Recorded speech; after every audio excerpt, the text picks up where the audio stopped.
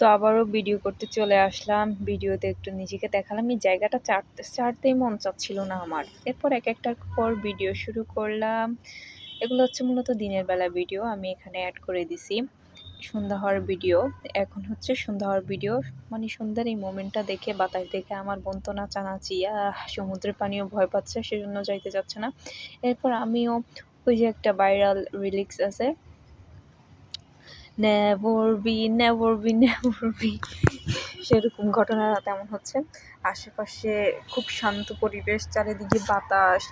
এইটা মনে করতে পারো কক্সবাজারের মতো। কক্সবাজার চাইতেও কম না, পুরো কক্সবাজার আর পার্কি সি বিচ পুরো সেম।